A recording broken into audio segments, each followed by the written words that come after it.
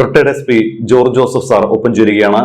Sir, പ്രതിപക്ഷ നേതാവ് പിണറായി വിജയന്റെ വീട്ടിൽ പരിശോധനയ്ക്കെത്തിയ എൻഫോഴ്സ്മെന്റ് ഡയറക്ടറേറ്റ് ഉദ്യോഗസ്ഥരെ ആക്രമിച്ച സംഭവത്തിൽ കൂടുതൽ പ്രതികൾക്കായി അന്വേഷണം ഊർജിതമാക്കിയിരിക്കുകയാണ് പോലീസ്.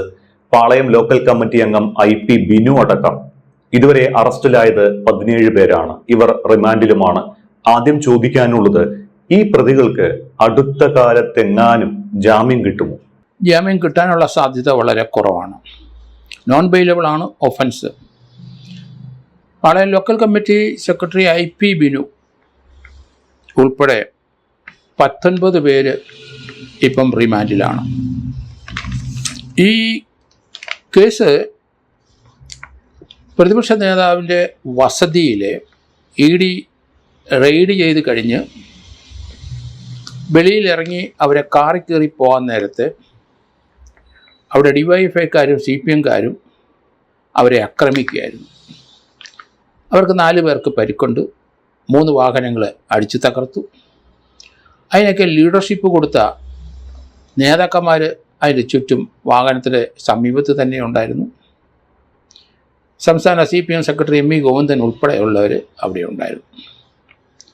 അപ്പോൾ ഇപ്പം കാർ നശിപ്പിച്ചവരും അവരെ ചീത്തയും തെറിയും വിളിച്ചവരും ഇഷ്ടിക കൊണ്ട് കാർ എറിഞ്ഞു ഓടിച്ചവരും അവരെ പരിക്കേൽപ്പിച്ചവരും ഒക്കെ മാത്രമാണ് അറസ്റ്റ് ചെയ്തിരിക്കുന്നത്. ഇനിയിപ്പോൾ കൂടുതൽ അറസ്റ്റ് ഉണ്ടാകാം. ഇനി ഈ നേതാക്കന്മാരുടെ സാന്നിധ്യത്തിലാണ് അവിടെ സെൻട്രൽ ഗവൺമെൻറ് ജീവനക്കാരായ ED ഓഫീഷ്യൽസിനെ ആക്രമിച്ചത്. അവരത് തടഞ്ഞില്ല. പോലീസ് അവിടെ പരാജയപ്പെട്ടു. അതുകൊണ്ട് ഈ കേസിൻ്റെ തുടരന്വേഷണം നമ്മൾ നോക്കുമ്പം അത് ലോക്കൽ പോലീസിനെ മാറും എന്നാണ് ഞാൻ കരുതുന്നത്. ഈ EDയുടെ വാഹനം ആക്രമിച്ച കേസിൽ പ്രതികൾ തീഹാർ ജയിലിൽ പോയി കിടക്കേണ്ടി വരുമെന്നാണ് സാർ കഴിഞ്ഞ ദിവസം പറഞ്ഞത്. അതിന് പിന്നാലെ മറ്റു പല മാധ്യമങ്ങളും ഇത്തരത്തിൽ വാർത്ത നൽകിയിട്ടുമുണ്ട്. എന്തുകൊണ്ടാണ് തീഹാർ ജയിലിൽ പോകേണ്ടി വരുന്നത്? ഇവിടെയല്ലേ കേസ് എടുത്തിരിക്കുന്നത് എന്നാണ് ഇതേക്കുറിച്ച് പലരും ചോദിക്കുന്നത്. ഇതിന് കൃത്യമായ ഒരു വിശദീകരണം സാർ പറയണം. അതായത്, ആക്രമണം നടന്നത് തിരുവനന്തപുരത്താണ്, ED ഉദ്യോഗസ്ഥരെ ഇവിടെയാണ് ആക്രമിച്ചത്. എന്നിട്ടും എന്തുകൊണ്ടാണ് പ്രതികളെ തീഹാറിലേക്ക് കൊണ്ടുപോകുന്നത്? അത് നല്ലൊരു ചോദ്യം തന്നെയാണ്. കാരണം ഇവിടെ ED ജീവനക്കാരെ അടിക്കുകയും അവരെ വാഹനം തകർക്കുകയും നാശനഷ്ടപ്പെടുത്തുകയും അവർക്ക് പരിക്കേൽക്കുകയും അവരെ തലക്കിട്ടടിച്ച് അവരെ കൊല്ലാൻ ശ്രമിക്കുകയൊക്കെ ചെയ്ത് BNS ഒഫൻസ് തന്നെ, അല്ലെങ്കിൽ IPC ഒഫൻസ് തന്നെ, മ്യൂസിയം പോലീസ് തന്നെ അതിന് കേസെടുത്തു. പക്ഷേ ED ജീവനക്കാരെയാണ് CPM ഗുണ്ടകൾ അവരുടെ നേതാക്കന്മാരുടെ സാന്നിധ്യത്തിൽ അവർ ഒഫീഷ്യൽ ജോലി ചെയ്ത് പുറത്ത് വന്നപ്പോൾ ആക്രമിച്ചത്.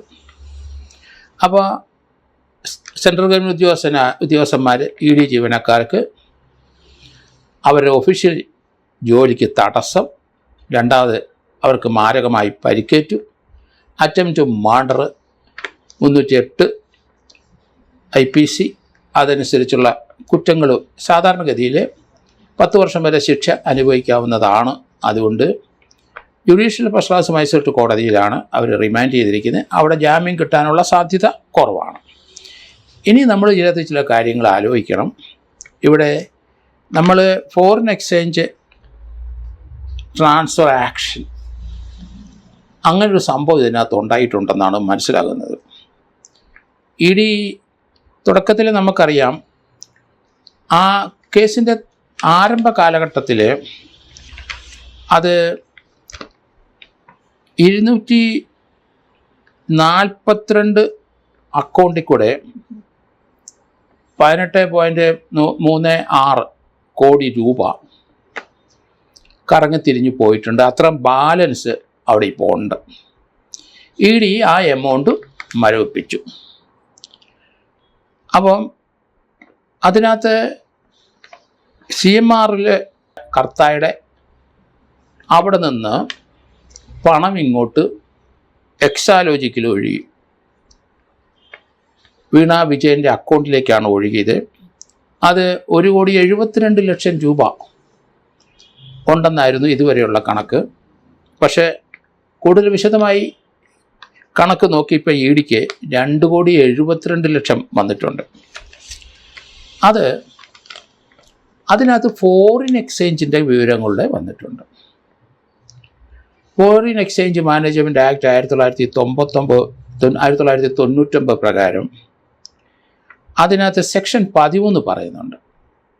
അപ്പോൾ വീണ വിജയൻ്റെ അക്കൗണ്ടിൽ വന്നത് അതുമായിട്ട് ബന്ധപ്പെട്ട എമൗണ്ട് ഫോറിൻ എക്സ്ചേഞ്ചിലേക്കും പോയി, അല്ലെങ്കിൽ ഫോറിനിൽ നിന്ന് ഇങ്ങോട്ട് വരികയോ അങ്ങോട്ട് പോവുകയോ ഫോറിലേക്ക് ട്രാൻസ്ഫർ ചെയ്യുകയോ ചെയ്ത് കഴിഞ്ഞാൽ അത് ഫെമയുടെ വയലേഷനായി. അത് സെക്ഷൻ 13 അനുസരിച്ചാണ് ആ വയലേഷൻ. അപ്പം അങ്ങനെയാണെങ്കിൽ ഫെമ വയലേഷൻ വന്നു കഴിഞ്ഞാൽ EDയുടെ കയ്യിൽ നിന്ന് കേസ് NIAക്ക് പോകും. NIA കേസസ് എടുത്താൽ അതിൻ്റെ ഹെഡ്ക്വാർട്ടേഴ്സ് ഡൽഹിയാണ്. അവർ അത് രജിസ്റ്റർ ചെയ്യും. അതിനുശേഷമുള്ള അറസ്റ്റ് അല്ലെങ്കിൽ അറസ്റ്റ് ഉൾപ്പെട്ടിരിക്കുന്നവരെ അതിൻ്റെ ജൂറിസ്ഡിക്ഷൻ കേരളത്തിൽ സ്റ്റേറ്റ് ഇന്ത്യ മുഴുവൻ ഉണ്ടെങ്കിലും ഡൽഹിയിലെ NIA ഈ കേസ് രജിസ്റ്റർ ചെയ്താൽ അത് ഡൽഹി ആസ്ഥാനമായ NIAയുടെ ഹെഡ് ഒരു DGP ആണ്. അപ്പം കേസ് അങ്ങോട്ടേക്ക് മാറും. പ്രതികൾ ഇവിടുത്തെ സബ് ജയിലിലല്ല കിടക്കേണ്ടത്, അത് തീഹാർ ജയിലിലേക്ക് പോകും എന്നാണ് ഞാൻ പറഞ്ഞത്. അതുകൊണ്ടാണ് ഈ കേസ് നമ്മൾ വിചാരിക്കും EDയുടെ കേസാണ്, അതിവിടെ കൊണ്ട് തീരും എന്നൊക്കെയാണ് നമ്മൾ കരുതിയത്. അങ്ങനെയല്ല. ഇതിനകത്ത് അവർക്ക് ഇവിടുത്തേനകത്ത് അവരെ തലക്കിട്ടടിച്ച് ഗ്രീവേഴ്സ് ഹർട്ട് വന്നിട്ടുണ്ട്, 10 വർഷം വരെ. അറ്റംപ്റ്റ് ടു മർഡർ വന്നിട്ടുണ്ട്, 10 വർഷം വരെ ശിക്ഷ കിട്ടുന്ന. ഇവിടുത്തെ ബെയില് ലോവർ കോടതിയിൽ നിന്ന് കിട്ടാൻ ബുദ്ധിമുട്ടുള്ള സെക്ഷൻസ് എല്ലാം വന്നിട്ടുണ്ട്. പക്ഷേ EDയുടെ അടുത്ത നീക്കം അവിടുത്തെ ജീവനക്കാരെ ക്രൂരമായി മർദ്ദിക്കുകയും ചെയ്തു.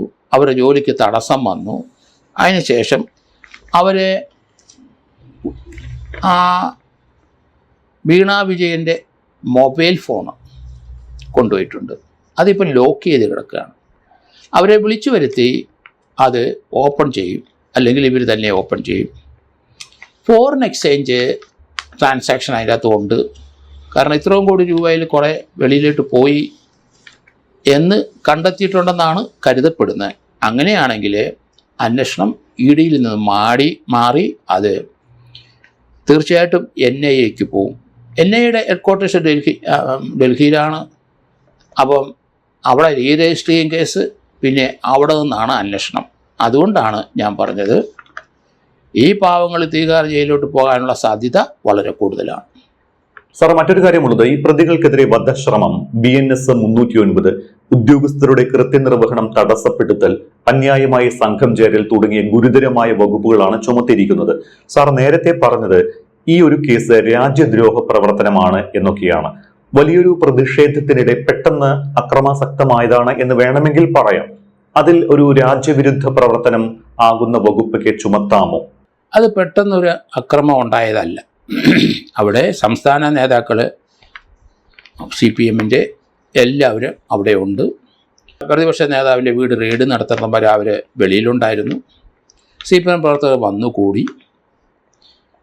റെയ്ഡ് കഴിഞ്ഞ് അവർ പുറത്തേക്ക് പോകുന്ന സന്ദർഭത്തിൽ ഒരു പറ്റം ഏകദേശം 50-60 യങ്സ്റ്റേഴ്സ് DOFA ദൂരെ നിന്ന് ആൾക്കാരെ ഇടിച്ച് നിരത്തി അകത്തോട്ട് കയറി വന്നിട്ടാണ് ഇവരുടെ കാർ ആക്രമിച്ച് അവർ പ്രതിപക്ഷ നേതാവിൻ്റെ വീട്ടിൽ നിന്ന് എടുത്ത റെക്കോർഡുകൾ, അവരുടെ കമ്പ്യൂട്ടർ കോമ്പോണൻ്റ് അതെല്ലാം കൂടെ എടുത്തുകൊണ്ട് അവർ കാറിൽ കയറി യാത്ര ചെയ്തപ്പം കാറ് തടഞ്ഞ് കാറിൻ്റെ മുൻവശത്തെ ചില്ല്, സൈഡിലെ ചില്ലുകൾ എല്ലാം ഇടിച്ച് പൊട്ടിച്ച് അതിൻ്റെ റിയർ വശം മിററുകളൊക്കെ കൈകൊണ്ട് ഇടിച്ചു പൊട്ടിക്കുന്നതൊക്കെ നമുക്ക് കാണാം. അത് പഴയ ലോക്കൽ കമ്മിറ്റി സെക്രട്ടറി IP ബിനുവിൻ്റെ നേതൃത്വത്തിലുള്ള ആൾക്കാരാണ് ആ അക്രമം മുഴുവൻ കാണിച്ചത്. അപ്പോൾ അതുകൊണ്ട് അതിനകത്ത് അറ്റംപ്റ്റ് ടു മർഡർ വന്നിട്ടുണ്ട്, BNS 109, അത് 10 വർഷം വരെ ശിക്ഷയാണ്. അതുപോലെ 61 BNS ക്രിമിനൽ കോൺസ്പിറസി ഉണ്ട്. ഇതിനകത്ത് ഗ്രീവിയസ് ഹർട്ട് അവർക്കുണ്ടായിട്ടുണ്ട്, എല്ല് പൊട്ടിയിട്ടുണ്ട്. പിന്നെ അങ്ങനെ നോക്കുമ്പോൾ റൈറ്റിംഗ് എല്ലാം അവിടെ ഉണ്ടായി. ഒരു റൈറ്റിംഗ് ആണ് അത്. ഇവരെ ആരോ ഒരാൾ സിഗ്നൽ കൊടുത്ത ശേഷമാണ് അത് ഉണ്ടായത് എന്നൊക്കെ പറയുന്നുണ്ട്. ഏതായാലും പോലീസ് അത് അന്വേഷിക്കട്ടെ. പോലീസ് ഈ കാര്യത്തിൽ അവരുടെ നടപടികൾ എല്ലാം ഫെയിലിയറായി. ലോ ആൻഡ് ഓർഡർ പ്രശ്നം ഉണ്ടായി. ED ജീവനക്കാരെ മർദ്ദനമേറ്റു, പരിക്കേറ്റു. അതൊക്കെ പോലീസിൻ്റെ ഭാഗത്തുള്ള വൻ വീഴ്ച കൊണ്ടാണ് ഉണ്ടായത്. പോലീസിന് ഇത് തടയാമായിരുന്നു. പോലീസ് ENS അവിടുത്തെ ജീവനക്കാർ, ഇഡിയുടെ ജീവനക്കാർ 5 പേരും അവരുടെ കൂടെ 4 വനിതകൾ ഉൾപ്പെടെ 8 CSF ഉദ്യോഗസ്ഥരും ഉണ്ടായിരുന്നു. അവരെ സുരക്ഷിതമായിട്ട് ഈ ആൾക്കൂട്ടം പിരിഞ്ഞു പോയ ശേഷം വിടുകയോ അല്ലെങ്കിൽ ആൾക്കൂട്ടത്തിന് ഒഴുക്കി നിർത്തി അവരുടെ നേതാക്കന്മാരെ സഹകരണത്തിൽ ഇവരെ അവിടുന്ന് മാറ്റുകയോ ചെയ്യാമായിരുന്നു. അതൊക്കെ പോലീസ് സാധാരണഗതിയിൽ ചെയ്യുന്നതാണ്. അത് ചെയ്യാതെ വന്നപ്പം ആ SHOയും അസിസ്റ്റൻറ്റ് കമ്മീഷണർക്കും എതിരായി സംശയങ്ങൾ ഒന്നിന് പുറകെ ഒന്ന് വന്നുകൊണ്ടിരിക്കും. എന്താണ് ഇങ്ങനെ അവർ കാണിച്ചത്? അവർക്ക് ആവശ്യമുള്ള ട്രെയിനിങ് പോലീസ് ട്രെയിനിങ് കോളേജിൽ കൊടുത്തിട്ടുണ്ട്. എങ്ങനെയാണ് ക്രൗഡിനെ കൺട്രോൾ ചെയ്യേണ്ടതെന്ന് അവർക്കറിയാം. അങ്ങനെയുള്ള വിവരങ്ങളൊക്കെ നല്ല പരിശീലനം ലഭിച്ച ഇവർ എന്തുകൊണ്ടാണ് ഇങ്ങനെ കളിച്ചെന്ന് പറഞ്ഞാൽ അത് രാഷ്ട്രീയമായിട്ട് കളിച്ചോ എന്ന സംശയങ്ങളൊക്കെ ഉണ്ട്. അതുകൊണ്ട് അവരുടെ പ്രവൃത്തി ഒരു പോലീസ് ഉദ്യോഗസ്ഥനും പരിചിതമായ പ്രവൃത്തിയല്ല. അത് ഇതുപോലുള്ള സിറ്റുവേഷൻ ധാരാളം കേരളത്തിൽ അങ്ങോളം ഇങ്ങോളം ഉണ്ടാകുന്നുണ്ട്. അതൊക്കെ വളരെ വിദഗ്ധമായിട്ട് കൈകാര്യം ചെയ്യാൻ അറിയാവുന്ന പോലീസ് ഉദ്യോഗസ്ഥന്മാരുണ്ട്. ചില രാഷ്ട്രീയപരമായിട്ട് ചിന്തിക്കുമ്പം അവർക്ക് അത് കൈകാര്യം ചെയ്യാതെ അവർ പിന്നോട്ട് മാറിയാൽ ഇതുപോലെയുള്ള സംഭവങ്ങളുണ്ടാവും. ഇവിടെ ഈ ആക്രമണത്തിൽ നേരിട്ട് പങ്കെടുത്ത ആളുകളെ അടക്കം ഇനിയും പിടികൂടാനുണ്ട്.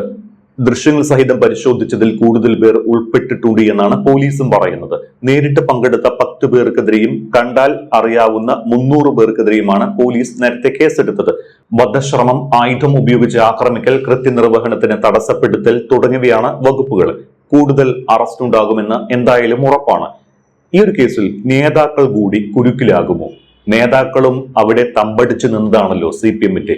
അക്രമം തടയാൻ പല നേതാക്കളും തയ്യാറായതുമില്ല. നമ്മളത് ദൃശ്യങ്ങളിൽ കണ്ടതാണ്.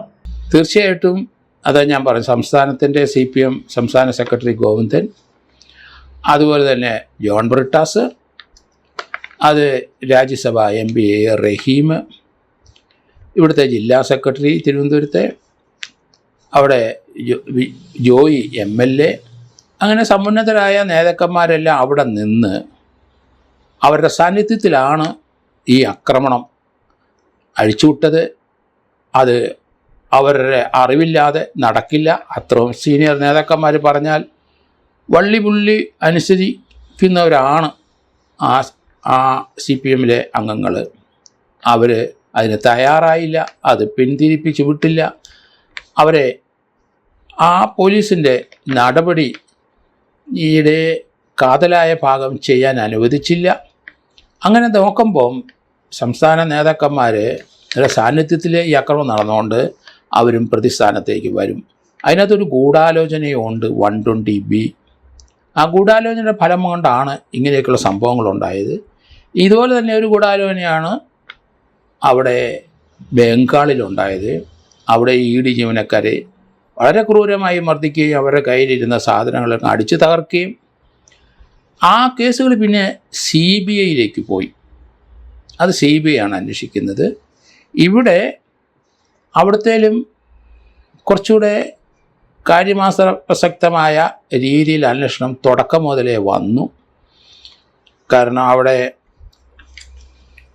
ഒരു CMRL-ഉം എക്സാലോജിക്കിൻ്റെ ആദായ നികുതി, അത് ഇന്ത്യയിലെയും സെറ്റിൽമെൻറ്റ് കമ്മീഷൻ്റെ ഒരു റിപ്പോർട്ട് വന്ന് തുടക്കത്തിൽ ആ കമ്മീഷനിൽ അത് സെറ്റിൽമെൻറ്റ് ചെയ്ത് പെനാൽറ്റി അടിച്ച് ഊരി. ആ സമയത്ത് അതിനകത്ത് ഉള്ള ട്രാൻസാക്ഷൻ എമൗണ്ടുകളെല്ലാം വന്നിട്ടുണ്ട്. 2,72,00,000 രൂപ വന്നു.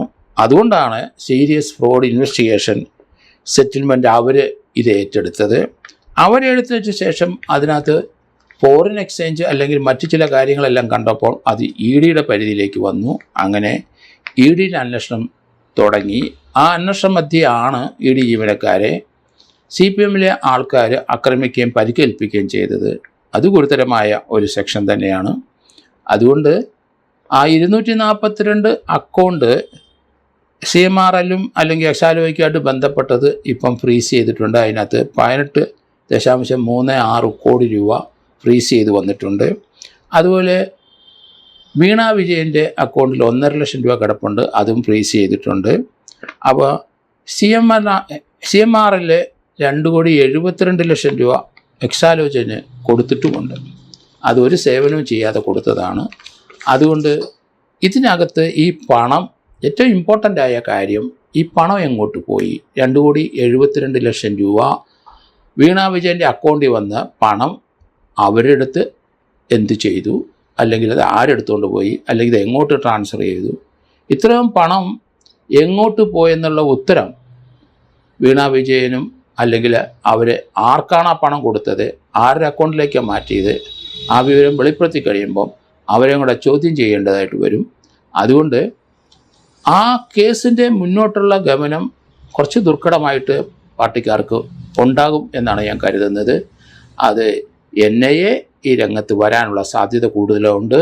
കേസിൻ്റെ അന്വേഷണം തിരുവനന്തപുരത്ത് നിന്ന് ഡൽഹിയിലേക്ക് മാറാനുള്ള സാധ്യതയും വളരെ കൂടുതലാണ്.